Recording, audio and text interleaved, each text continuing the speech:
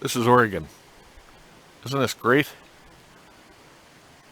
We're about 60 miles outside of Portland, and this is the Clackamas River. There's world-class fly fishing here. So my name's John, and in this video, I'm going to discuss with you some of the problems associated with getting up into this area to go camping. It's a great area, and it's worth taking some notes. Let me get you all situated here. Hang on.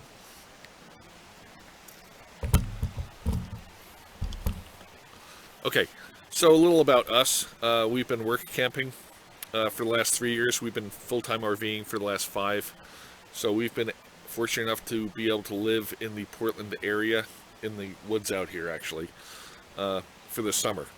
And we've gone into Portland. We'll get into that in a minute. So we have a 21-foot 1991 Toyota Winnebago RV. Keep that in mind in a minute. Okay, so let's just jump right into some facts. First off, gasoline is cheaper in Vancouver, right across the bridge. And that's probably because over there you can still pump it yourself. Over here, they pump it for you. However, here on the Oregon side, propane is cheaper. So keep that in mind. Propane now is about $2.10 a gallon. On the Vancouver side, gas is $2.87 at the moment. It's a little higher than the national standard. Food, however, is a lot more expensive here than elsewhere. And one of the things that I weigh food prices off of is the cost of a box of stuffing. A box of stuffing here is about $2.80 for a box of stovetop. A box elsewhere that I've encountered is about $1.50. So not quite double on some things, but everything is more expensive. What else can I tell you? Now, we lived here 15 years ago. Obviously, the population has grown. When we lived here 15 years ago, if you wanted to go camping at the drop of a hat, you could do so. You just got in your car and went. You could find a logging road to go up if all else failed.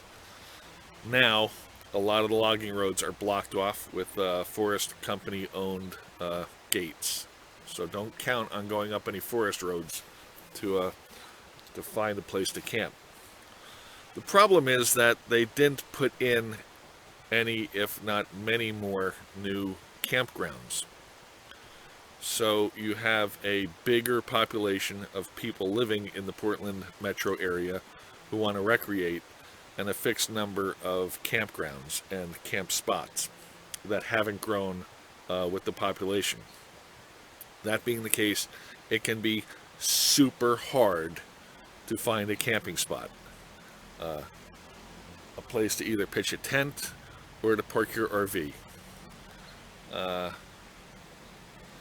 You need to be aware that some campgrounds operate a year ahead of time with regards to their reservations.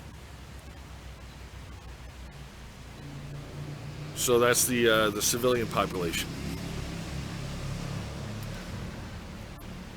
Another problem is the homeless. Now, if a minute ago when I was talking about how it's hard to find a place to camp, if you're sitting there thinking, well, heck, we'll just boondock in the Walmart parking lot like we've done all around the rest of the country, you can't do that here in Oregon, in this area. And the problem is, or the reason is, because of the homeless. There are 38,000 homeless people living in the metro Portland area currently. And they are all basically looking for a free place to sleep. Now, historically, that translated into parking lots and parks and stuff like that. The area, the towns, the municipalities have cracked down on that, as have the businesses. So they're out there, but they're, long story short, you're not going to boondock in a Walmart parking lot. The other thing that we've run into is everywhere you would want to stop and check out and recreate, you will need either a pass, a permit, or you will pay a fee. So you're going to pay a day use fee, or you're going to need what they call a discovery pass, or you're going to need some sort of backwoods permit kind of thing. And this is basically to prevent the homeless from rolling into some city park or some riverfront park and setting up camp.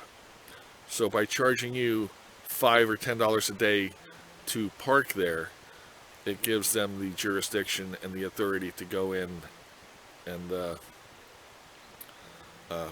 basically keep the homeless people out of there. The other thing that I mentioned is a way that they sort of get around it is the homeless live in old RVs and campers that don't run.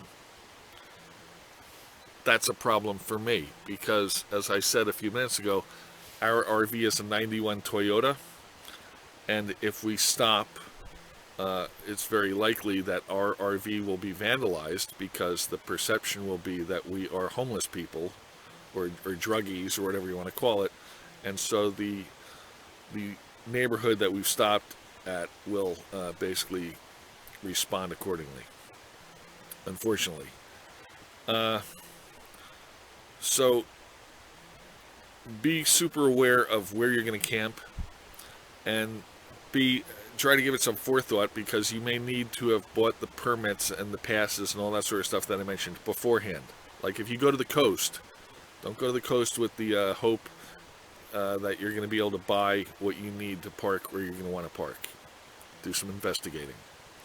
Now, one other thing I want to throw out there about the homeless people is that because you are coming from out of town and you are an out-of-towner,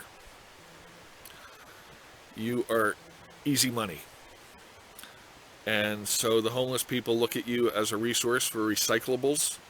There's a 10-cent deposit on cans and bottles here. And so you roll into town, you don't know what the deal is. And so you wind up accumulating your picnic and your campground garbage full of Keystone Light and Coke cans. And that's money to some homeless guy. The other thing is you'll look at this area that I just showed you as this is great. You'll develop a lackadaisical attitude towards your stuff. We don't need to lock up our bikes, or we can just set the cooler out full of food. And the problem is that the homeless watch camping areas and recreating areas, knowing that you from out of town are going to roll in and not know how to police your stuff. And when you turn your back, they're going to stroll by and walk off with your stuff. Maybe it'll be a garbage bag full of $2 worth of soda cans, or maybe it'll be a cooler full of all your T-bones. I don't know. I've seen it happen, though. It's happened at the campground where we work many times. And one of the reasons that you've noticed me looking around is because homeless people will sidle up to you pretty easily, pretty quickly, and you just want to be aware of that. Anyway, if you have any problems, now don't get me wrong, but Oregon's a great state, and I love it, and we're still camping here, so we're having fun. But yeah, like I was gonna say, if you have any questions or problems, leave them down below, and I'll talk to you later. Bye.